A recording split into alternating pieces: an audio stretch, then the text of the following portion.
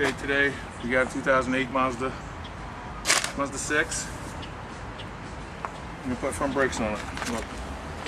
Hardest part so far was getting this locking lug nut off. But I got it. Now, behind here there's a cap, dust cap, and there's a 7mm Allen nut in there, top and bottom. Top. I know you can't see it, but you probably know what I'm talking about right here.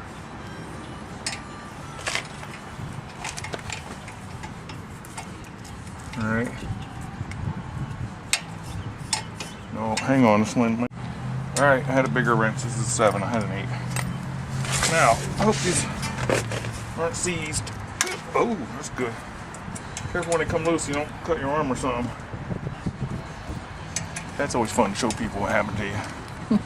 Top, bottom. Get in there. Break it loose. Break it loose. And you unscrew them. Of course. Pretty easy. Save money.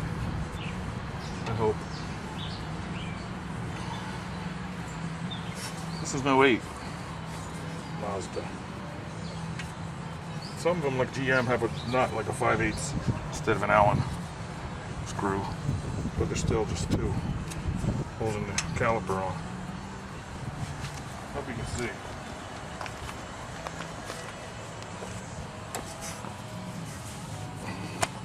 I could use my sockets, but I don't have a long enough 8 for that 7. I mean, cut. Alright, I turned the wheel so you can see it better. Loosen them. And then push them out with a screwdriver from here. And we're going to pop this caliper off, but we got this little clip here, see?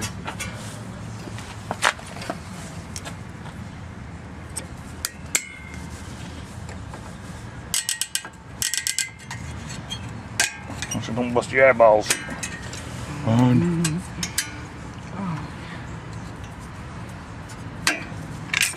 See? Remember which way that goes back on. Sometimes they're a little tricky to get back on. Like that. And just take this off. A little bit. You can do it.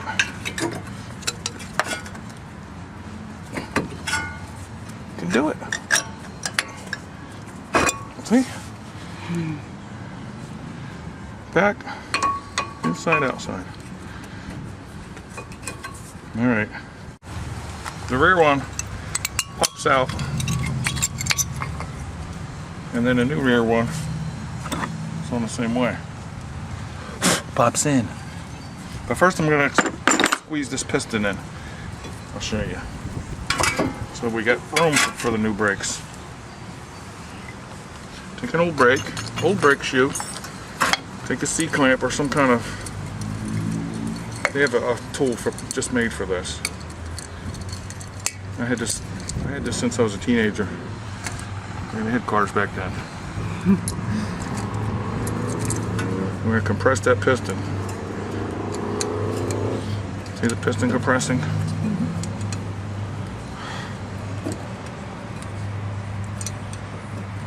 Because the new brakes are fatter, of course. There you go. See what I did? I used the old brake shoe for that, just to make it go in evenly. Now I'm going to put the new one on. I'm not greasing it all up. Should be tight.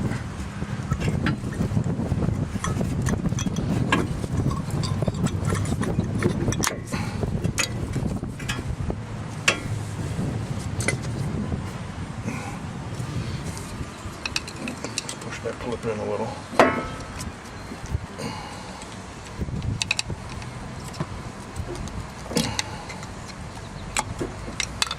Straight. There. That. A little bit of this grease that they always make you buy.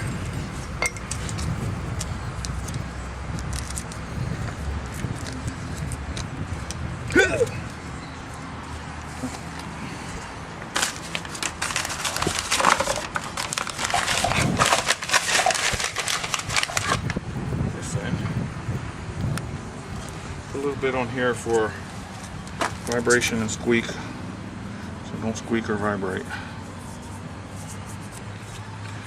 Stupid. Stop laughing at me. And a little bit in here where they slide. A little grease. Never hurts. Well, it's supposed to be in there where they slide back and forth. I'm gonna rinse that off with brake cleaner when I'm done. The whole thing. See that little bit of grease there? Okay then. Some people get a tie and tie this up while you're working on it, but you're working on it so quick you don't have to worry about that. Put this one on. Nice and straight, see?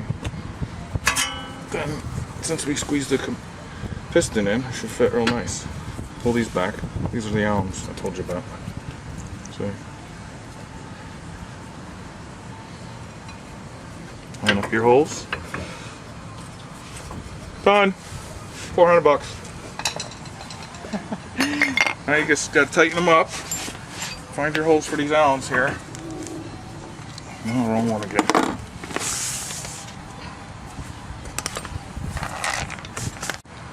Alright. Tighten them up, see?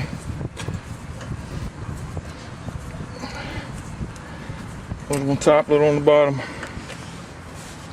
You don't even have to see them because you can feel them.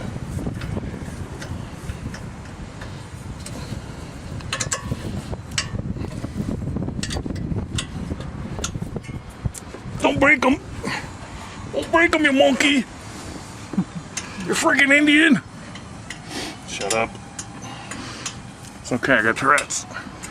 I got a permit for that shit. Fuck!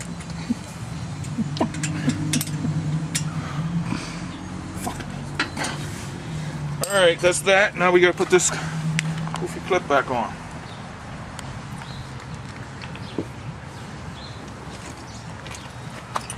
In that hole, see that hole? Make sure it's in there good.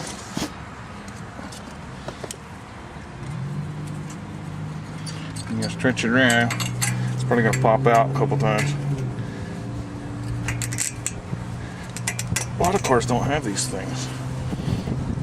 It seems like Volkswagens and Mazdas. Let's see, put that in? No? Bring that back. Hey! Okay, well you know what I'm doing here. Tap that in. I got it. It was easy. Just we'll tap it in here and make sure it's in there good. See that? Could use a screwdriver to notch cut out of it or something. But that ain't going nowhere. Alright, put your tire back on and do the other side. The other side's the same thing. I can show you. Don't forget to put these dust caps back on.